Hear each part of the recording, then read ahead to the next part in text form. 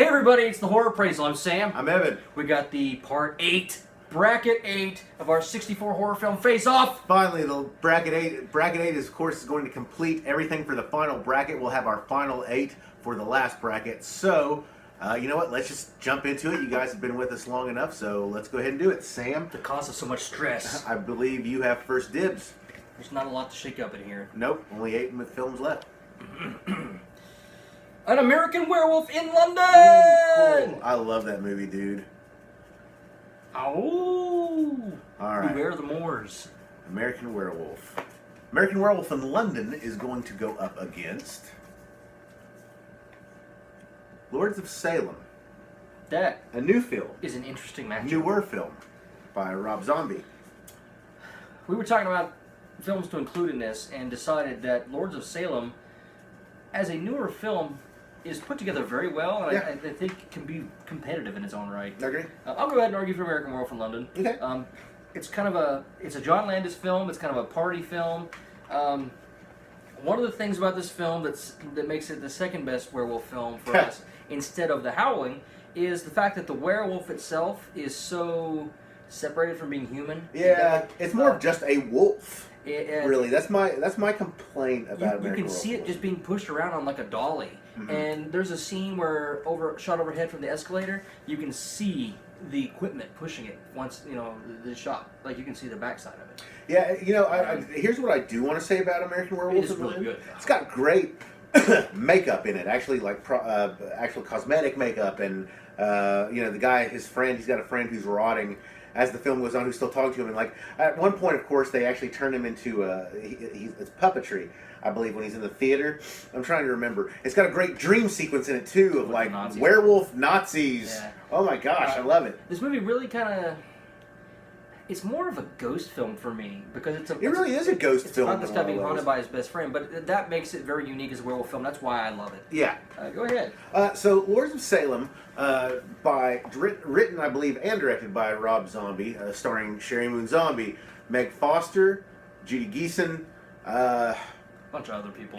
It's the guy from Willard who also played the Senator in X-Men. Well, I hate that I can't remember that name. But I have to say, when we watched Lords of Salem maybe 1 or 2 years ago for the first time, this is a film about witchcraft. Obviously, if you didn't discern that from the title, Lords of Salem is one of the scariest films I've ever seen. It is, and I know a lot of you don't agree with that. Yeah, we just came back from a convention and people were bad mouthing that in the panel for 31. I mean, just well, here's the thing: Lords of Salem has very disturbing imagery. And some things about, there's parts where Sherry Moon Zombie's character, she's alone, but she's not alone. And we the audience know that she is not alone, but she doesn't necessarily. And you know what? That just... It's creepy. I'm just going to be honest with you. I love American Werewolf from working... an American Werewolf in London. I love that film. It's from my childhood. It's got great makeup and everything else. Now, Sam... I'm going to do something that's not very common. Here we have a great movie from the 80s, and we have a modern horror film. I believe that Lords of Salem is the better of the two films. I actually agree with you because just of how serious it takes itself. This is a serious horror film. I understand, though, that there are great movies out there like Return of the Living Dead and stuff like that aren't that serious, that are amazing. Yeah. American Werewolf in London is awesome, but just it's harder to be a good horror movie these days, and Lords of Salem pulls it off. I would say 9 out of 10 times we prefer a sillier, well, not sillier necessarily, but a horror movie that's more zany and fun to one that is this darkly serious, such as Lords of Salem. But this time, Lords of Salem is going to win out for me, guys. I mean, I think that should, guys. We just did this huge series on the '80s, so I think that should make anyone who hasn't checked out Lords of Salem check it out. Take it serious. Anyway, moving on. Yeah, your draw. Lords of Salem wins over American Werewolf in London. That's kind of feels like blasphemy, but I guess. But this is an opinion. So, all right, here we have. Behind the Mask. That's another good new slasher film. The Tale of Leslie Vernon.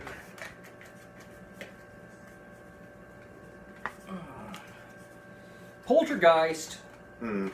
Knock. So, I'll go ahead and talk a little bit about the film Behind the Mask. Behind the Mask is a film that was made, I think, around 10 years ago.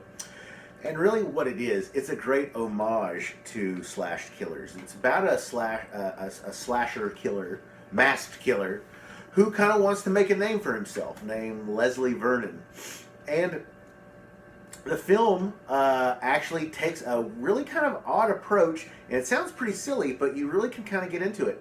The film takes the approach of a mockumentary of these people who are hanging out with Leslie Vernon while he is kind of amping up to become this new killer that will be, this new legend, in the annals of Michael Myers, Jason Voorhees, Freddy Krueger.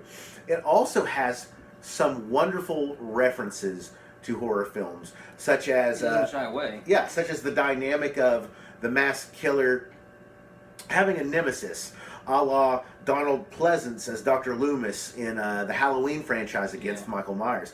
He actually has a nemesis who is portrayed wonderfully by Robert Englund. It was a really great. Did you remember that? I do remember that. It was a great cameo part for Robert Englund to play this kind of Dr. Loomis-esque part, and really it wasn't a ripoff. It was just an homage to that kind of character. I like the nemesis who is so stone set against stopping this killer, and because of this unique approach, eventually you see him. There's one really funny part in it that I like, where he's on a treadmill and he's out of breath and he's saying, "You have no idea how much cardio I have to do.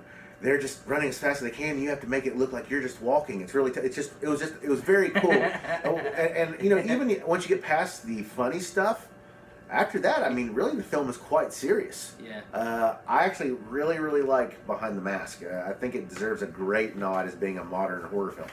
Poltergeist, directed by Tobe Hooper, produced by Steven Spielberg. A beautiful film that is just shot really well and scary. Okay, it's got the scary clown scene. It's got wonderful music from John Williams. Yeah. It's weird because he gives it that fantasy vibe, but then when you've got like the haunting stuff, did I say something wrong? No. I just have thought of an interesting side note. Please finish. The effects in this are amazing. They use real cadavers for the pool, like that's filled up with water. Where did they get? Do you know? Medical school, I think. I don't know. It was some experimental thing. They're real skeletons. They're not actually cadavers. They're skeletons. Close enough. But still, human. That's creepy, man. She was in the water with that during the rain. You got the tree that comes alive and gets the kid swallowed. That's a scary movie. Poltergeist. I remember watching it as a kid and thinking, this is just a film that doesn't stop. Even when you think it has stopped, it doesn't stop. I have to go with. I understand Behind the Mask is a good movie. It sets a standard for some new modern movies. Poltergeist is just the better film. Poltergeist is the better film because, of course, it has way better special effects, and special effects that, of course, we are more partial to. It's a good story, man. Now, here's what I was actually going to say when you thought I was going to interrupt you, and I apologize for that. Interesting side note, both of these films star Zelda Rubinstein. Of course, Zelda Rubinstein played the Good night, Kettler. Go into the light, Carolyn. And she also plays a part in she's the librarian. Behind that. She's the librarian. I thought of that while I was like, oh, she's in. I believe actually Behind the Mask might have been Zelda Rubinstein's last role. I'm not positive about that. If it wasn't, it was awfully darn close. But yeah, I'm also going to have to vote for Poltergeist because it is a more influential film. It's a better made film. I wanted to really kind of go into why I thought Behind the Mask was still a good film, though. All right. It's got to fall to Poltergeist. We're down to 4 movies in here, guys. Mm-hmm. What you got? Carrie. Carrie. I actually wasn't expecting that one to be in there. I wasn't. I mean, you wrote all these up beforehand, but like, you had to. Someone had to. We couldn't just ask. We couldn't trust anyone else to do it. Honestly, I went through movie collection and I was like, I gotta get all the staples. I gotta get the best movies I can find in my collection. Yeah. And I think that we've managed to write things in there. And what'd you get? John Carpenter's The Fog.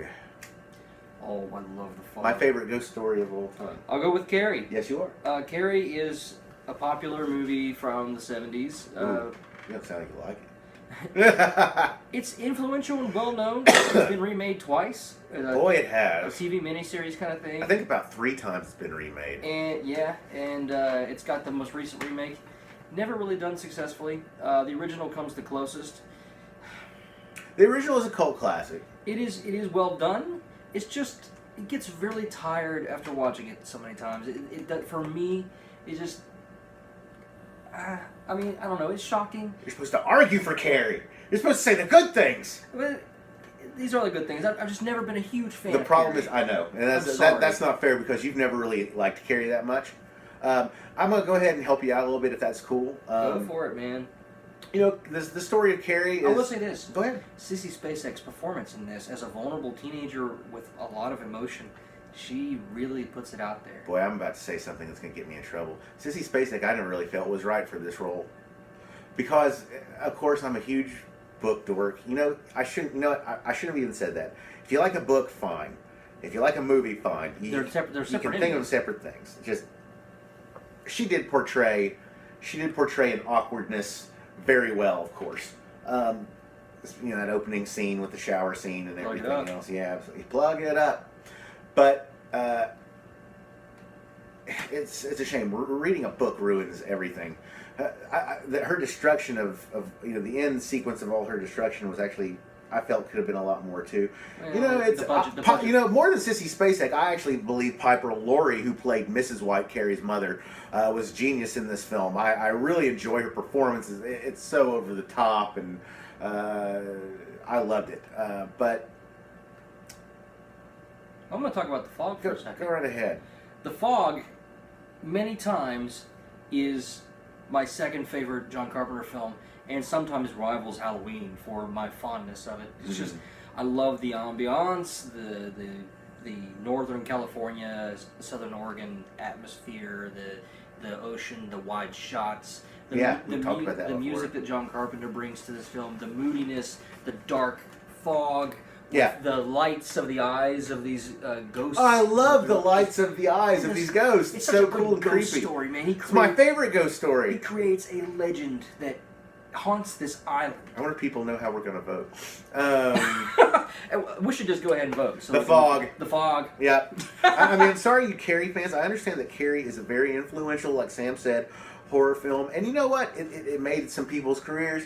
And, you know, it was an adaptation of Stephen King's first novel. And it's not a bad film. To me, though, it's just not as an impactful and good a film as Brian De Palma's Carrie wasn't as good as John Carpenter's The Fog. There it said. There, that's it. You know, It's whatever. your draw. All right. The last two movies. And both had great performances by actors and actresses. Well, I mean, you got. The Fog is Jamie Lee Curtis, Adrienne Barbeau. Oh God! Oh, Oh God! Oh! So? She got me. She did. Oh man, Mwah. My puppy. She comes to Okay. heaven sometime. Well, anyway, the dog isn't the star. Guys, so here we are, the last round of the last bracket before the finals. John Carpenter's The Thing. Ooh. Is gonna go up against. These can all go back in here now. The last movie that was included in the bucket. Charlie Bucket. Oh God! I actually hate to see this one go down. Hatchet. We don't know that it's going to go down. Come on, man. I'm not stupid. I love Hatchet, but damn it, I know the thing. So, John Carpenter's The Thing. The 1982 Yes, 82 remake of The Thing from Another World. Another World absolutely is, I think, well, we both think it's the best remake ever made. Absolutely. It is the best remake ever And I have to say, as far as makeup effects and prosthetics, you know, we say stuff all the time, this movie has great special effects and prosthetics and makeup and all that. I think secretly or at least subconsciously, we always judge all those films that we say that against The Thing and see if they measure up anyway. The Thing is one of the best effects films. I can't say definitively In that puppetry, in makeup, in we've talked about before, like that scene where the guy's in the EKG and his hands go in, the mouth I don't know, man. I think I always judge as far as effects look. Even if I'm not thinking it on the topmost layer of my mind, I think I'm always thinking, does this look as good as The Thing? Well, you know what The Thing had for it is that Kurt Russell. Well, it didn't have to make effects that looked like real people. Yeah, it got to make just weird, crazy things that were just like, whoa, like. Mm-hmm. So in that respect, they could just put shit together, and it's like, yep, that's The Thing. Yeah, like so that's true. So that is a one thing it has a leg up on. Mm-hmm. Speaking of effects, Hatchet. Go ahead, tell us a little bit about Hatchet. Man, Hatchet, when it came out, it was introduced as old school American horror, and boy, Absolutely, it was made something that was needed. It started being filmed several years before it was made, and I remember seeing the website for it, and it kind of disappeared. And then all of a sudden, I started seeing trailers for it. And I was like, wow! I stopped watching the progress on this movie, and now I see it, and I watch it. And Robert Englund is the first person to get killed in this movie, and he was. And Kane Hodder rips a guy's head open like this and splits it open. Yeah. Uses a gas-powered sander that doesn't exist, and saws a person's face. Gas-powered sander. Sands somebody's face off. And Gas-powered belt sander or something, yeah. This movie is violent. It's a romp through the New Orleans swamp. It's nasty, and Victor Crowley is indestructible. The killer played by Kane Hodder. Also stars Tony Todd. Yeah. Tony Todd. And who? Someone else I can't remember, but Kane Hodder, Tony Todd. I don't remember who plays the female, but whatever. Danielle Harris is in the second and third one. That's correct.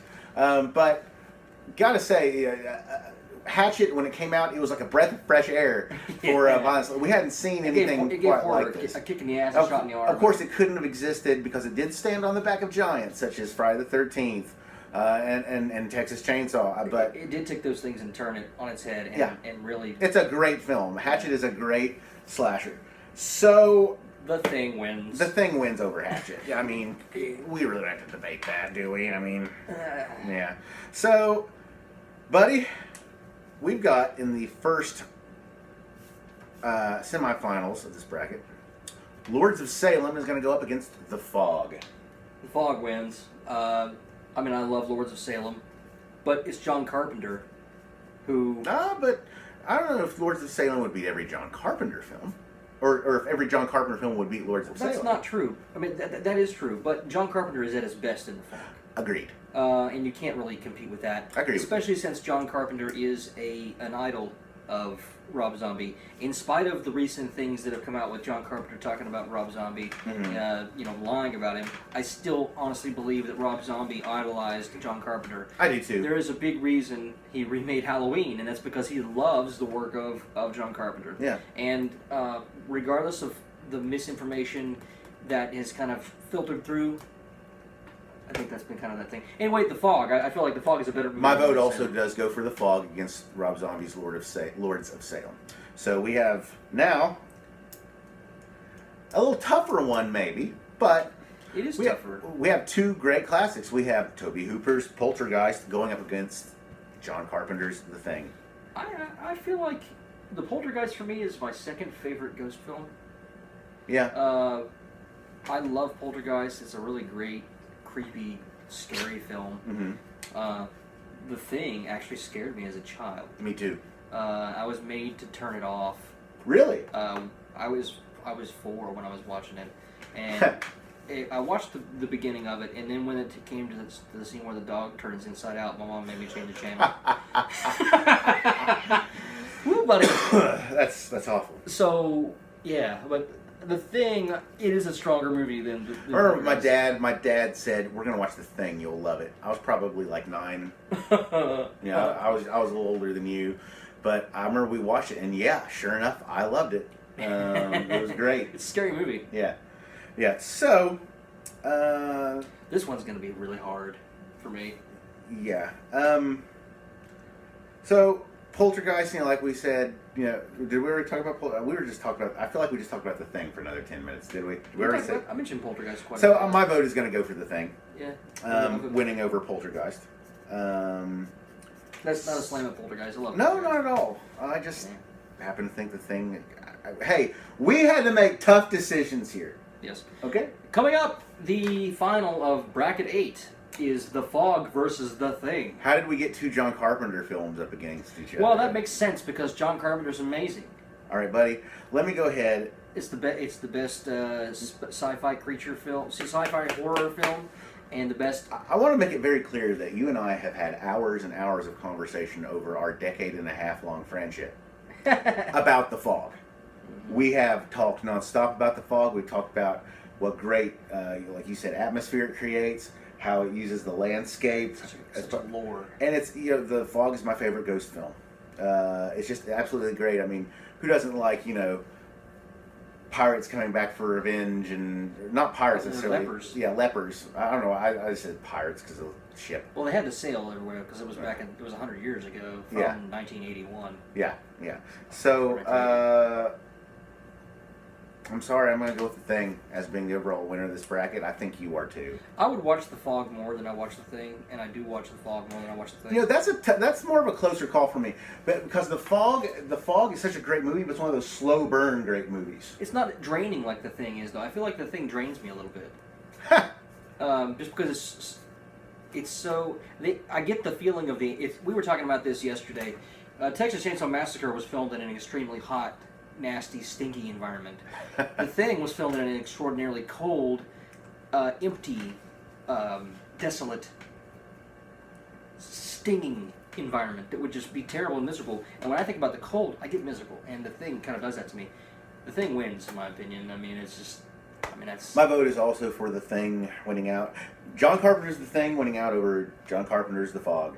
You said that's when he's at his best, but I really think he's at his best in both films, and that's why it's hard. Because he's doing two totally different things. Exactly. It's like I said, it's like two delicious things you love. Well, think about this. He has one of the best slashers. It's tough call with Halloween.